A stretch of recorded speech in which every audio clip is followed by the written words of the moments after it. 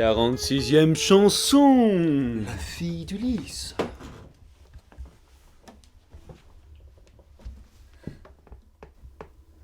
Petite fourmi qui marche. Écoutez le bruit qu'elle fait.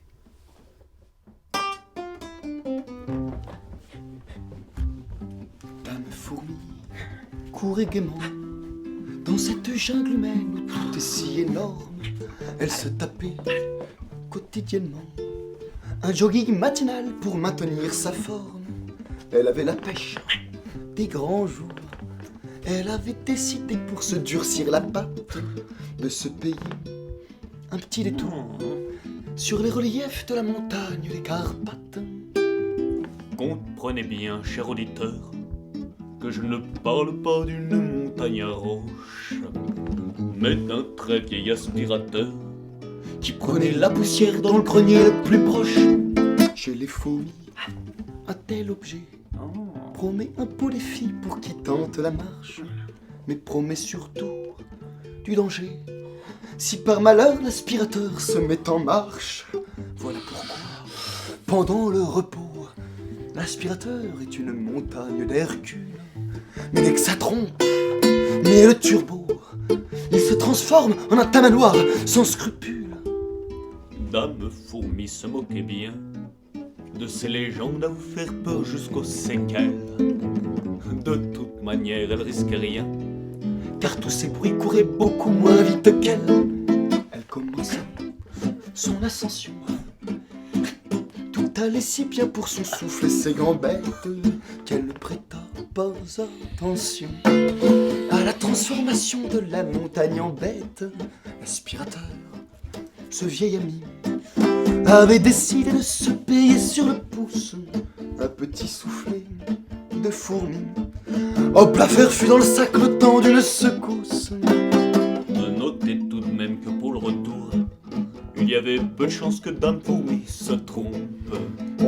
Pas de cul-de-sac, pas de carrefour. Il fallait remonter tout droit le long de la trompe. Elle n'avait pas fait 4 pas dans ce tunnel étrange, étroit et sans lumière, qu'elle mit les pattes dans un endroit où paissaient gentiment des moutons de poussière. Les braves bêtes bêlaient en cœur qu'elle se trouvait au paradis des grandes fables. Y acclamait-elle, la foi au cœur, assez de crasse pour un festin interminable. Juste à côté de ces bestiaux qui grossissaient en se gorgeant de grains de plâtre, un petit bout de bois pas idiot Prétendait qu'il était le bâton de leur patte.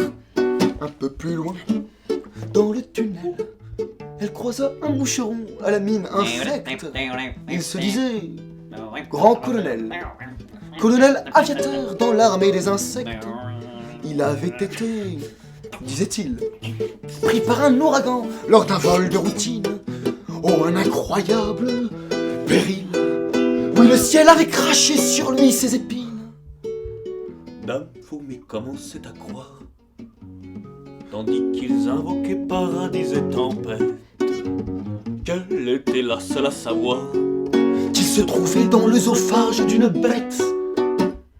Bref, elle reprit sa traversée, courant à petits pas sur ce tuyau qui glisse. C'était un peu son odyssée. Peut-être même était-ce un peu la fille d'Ulysse. Il y avait même un brave cyclope qui ne voyait déjà plus grand-chose, pauvre misère. C'était un vieux mégot de clope dont l'œil de braise s'était éteint, chose nécessaire. Oh, Dame fourmi qui Pouvait voir, perçut soudain la lumière à quelques pas d'elle. Ah, avec l'énergie de l'espoir, elle se mit à courir pour regagner le ciel.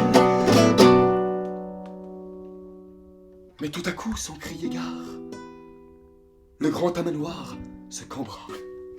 Son tuyau, prêt pour la bagarre, se redressa tel un cobra, et pris de court par le destin, ou plutôt pris de court-circuit. sans même le temps de dire. Soudain, il explosa dans un grand bruit et avec lui toutes les crasses qu'il avait tout comme Moby Dick, logé au creux de sa carcasse, connurent le même sort fatidique, poussière, bâton, moucheron, mégot, toutes les saletés de toutes les formes, même l'avare avec ses lingots, et même le diable avec ses cornes.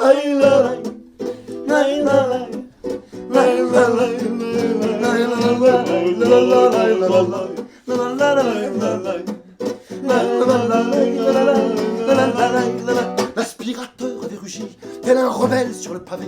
On dira bientôt ici une montagne qui vivait.